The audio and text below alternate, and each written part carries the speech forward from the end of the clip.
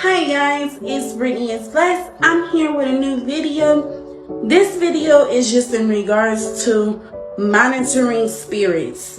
Now, a lot of you guys probably like, Brittany, what is monitoring spirits? So monitoring spirits is when someone is constantly monitoring you and they have the urge of knowing your every move, wanting to know what you're doing, how you're doing it, and just basically trying to keep in touch with your next move. Mind you, they probably not even a close friend, they're probably not even a close family member, they're probably just somebody you are acquainted with, but they just feel the need to know your every step.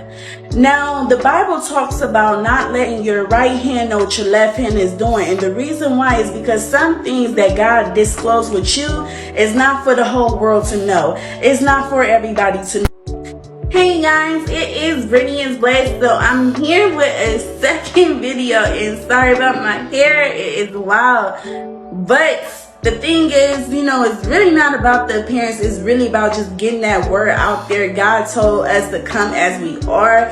So that's exactly how I'm coming. I just got off a word, but I wanted to give this word that God had in my heart. And this is about monitoring spirits part 2. Now, the thing is with the monitoring spirits, as I told you guys before, these people, they really have no interest of your business because they want to see you grow. These people are interested to see how can you fall? What is they gonna fall? Did she fail yet? Did he fail yet? Or is he off his grind? Is he slipping? Is she slipping? This is what these people are interested in because they're monitoring you. And it's not really the people, but it's the spirits that's inside of these people, these demons.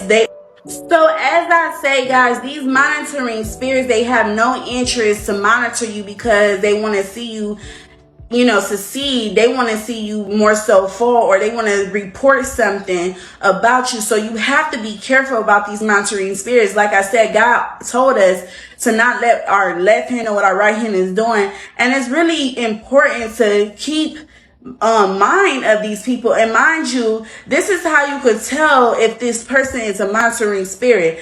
If you have a relationship with somebody, whether if it's romantic, whether if it's friendship, whether it's familyship, this relationship is supposed to be a mutual agreement where you guys have boundaries. And if it's ever a time where you feel like you need space, this person is supposed to respect that. Now, if they have an attitude because you telling them, listen, I need some space right now, I'm not in a place where I feel like I can have a healthy relationship and I just need time. So sometimes when we need that space is because we're in a process of being developed. It's just like how I told you about that whole situation of sometimes God put us in a dark room, and that's just like a photo before it gets developed. It goes into the dark room before it get the light exposure, because the light is what really develops the picture, is what really gives the clarity of the picture.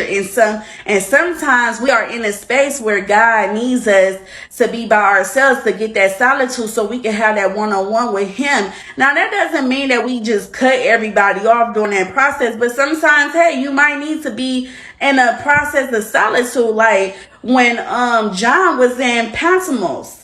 When he was in Patmos writing the book of Revelation, he was by himself. He wasn't with nobody.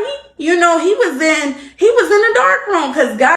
So John was in the dark room and he was being used by God. Like God needed him to be in a solitude period so he could give John his vision, so that this vision could be revealed to the world so that we can know and be prepared for what is to come.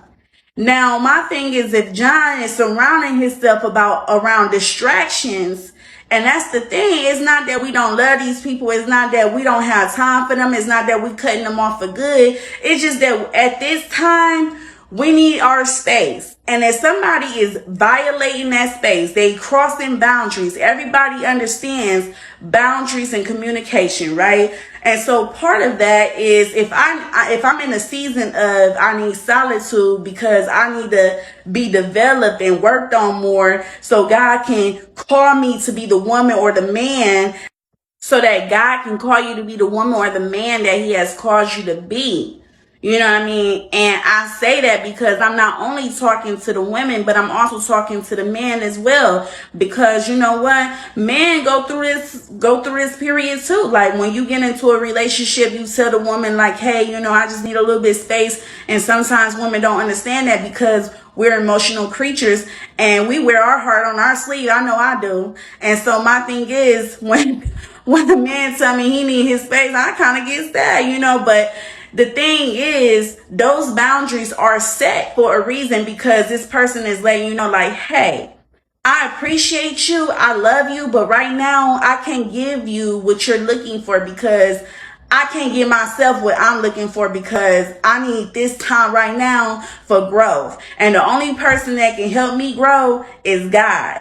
So, yeah, you know, if people, and to be quite frank with you, like, when you're starting to be a Christian and you're really starting to walk this life and you're really starting to dedicate your time to God, as being in singleness, you really don't have a lot of time to, like, you know, create all these relationships, you know, especially if they are not within God's will, because if they're not a Christian and if they can't help you develop, you know, your journey, you know, through this Christian walk, because that is what our Christian brothers and sisters are here for, is to help us. When we fall short, they help us to pick us up. They're there to pick us up. And if you got somebody who ain't even walking by the faith and they just there, you know, and they bringing you down more so than they bringing you up, then is that relationship not beneficial? So anyways, it all boils down to this. I'm sorry, I'm kind of tongue-tied today. It all boils down to this, right? If, you know, they can't understand that you're in a season where you need space because you're waiting for God to help you be, you know, the woman or man that he has called you to be, and you're really like stewarding and you're really dedicated, then honestly, that person is not meant to be in your life anyways, because if they love you, they're going to love you from afar. They're going to love you regardless if they're talking to you every day. Rather, if they see you every day, they're going to love you because they understand that this is what's going to help you. And if they love you, they're going to do what's best for you because you want what's best for you, just like you would do the same for them. If they say like, hey, I need this time to myself, you're going to give them that because you love them.